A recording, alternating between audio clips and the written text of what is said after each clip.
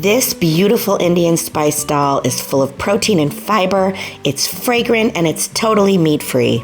I'm starting with 1 cup of red lentils, and I'm putting them in this colander to give them a rinse, and then I will put them in a pot with a 1/2 teaspoon of turmeric and 3 cups of water.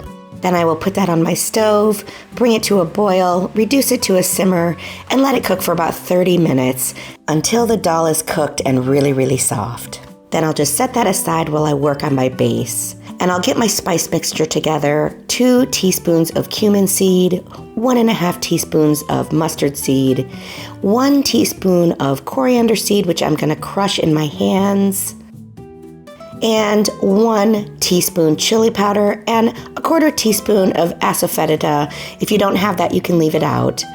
And for the veg, 1 chopped onion and 1 good knob of ginger, which I just left the peel on and took off the knobby parts.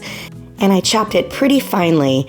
And I really think that ginger is one of the elements in this dish that brings the most flavor. And I'll just put that ginger into the bowl with my onion, and then I will chop up 4 cloves of garlic, or 3 big ones, and get that into the bowl with those aromatics.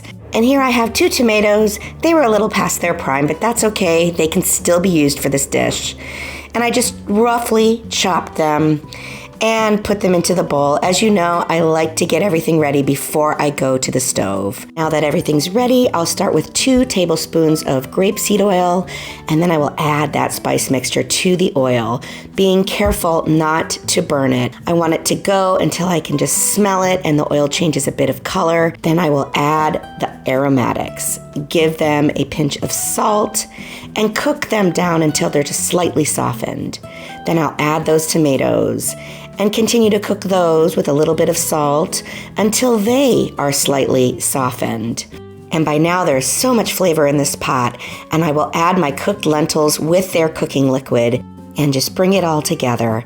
And to add more protein and more flavor, I'm using 2 tablespoons of nutritional yeast. Nutritional yeast doesn't just add nutrition, it is delicious.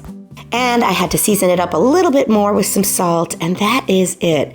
I'm just gonna cover it for about 5 or 10 minutes until those flavors come together, and it is so beautiful. And to serve, I'm using 56 grams of rice, and half of that pot is my portion. This is a recipe that serves 2, so it's a beautiful portion. And to bump up the protein, 28 grams of yogurt. I just happen to have 2% on hand. And to finish, some fresh cilantro. So gorgeous and so much nutrition in here. I really hope you try this one.